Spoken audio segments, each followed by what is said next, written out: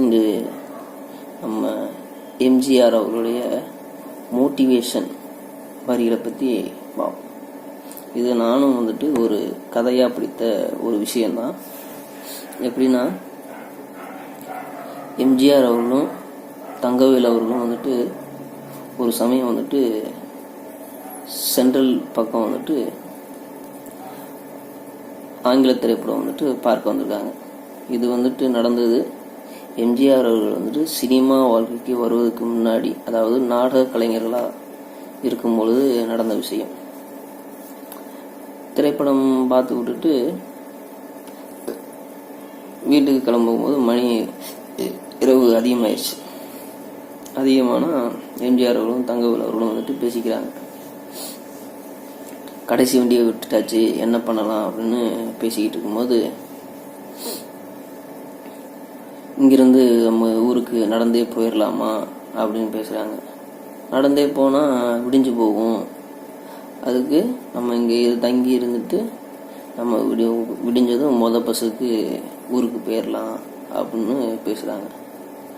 சரின்ட்டு, இங்கே படுக்கிறதுக்கு ஒரு வசதி இல்லையே, என்ன பண்ண அப்படின்னு பேசும்போது எம்ஜிஆர் அவர்கள் சொன்னாராம், ஏன் இல்லை, இந்த நியூஸ் பேப்பர் இருக்கு, இதை விரித்து கீழே நம்ம படுத்துக்கிடுவோம் அப்படின்னு சொன்னாராம்.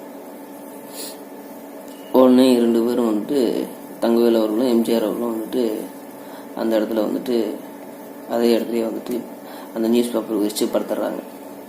படுத்துட்டா தங்கவேல் அவர்கள் நல்லா அசந்து தூங்கிடுறாங்க. தூங்கி இருக்கும்போது முழிப்பு தட்டும்போது எந்திரிச்சு பார்த்துட்டு எம்ஜிஆர் அவர்கள் உட்காந்துருந்தாராம். அப்போங்கிற எம்ஜிஆர் அவர்களை பார்த்து தங்கவேல் அவர்கள் கேட்டாராம், என்ன இப்படி உட்காந்துக்கிட்டு இருக்க, உட்காந்து பேப்பரை பிடிச்சிக்கிட்டு இருக்க அப்படின்னு. உடனே எம்ஜிஆர் அவர்கள் சொன்னாராம், நம்மளும் ஒரு நாள் இது போல் நியூஸ் பேப்பரில் ஒரு முதலமைச்சராக வரணும் அப்படின்னு சொன்னாராம். ஏன் நம்ம வர்றதுக்கு என்ன அப்படின்னு சொன்னாராம். இதுலேருந்து என்ன தெரியுதுன்னா, சாதாரண மனிதனும் உயர்ந்த இடத்துக்கு போகலாம் அப்படின்னு எண்ணம் இருக்கணும். அந்த எண்ணம் வலிமையாக இருக்கணும். அதை செஞ்சு முடிக்கணுங்கிற ஆவேசமும் இருக்கணும். அப்படி இருந்தால் தான்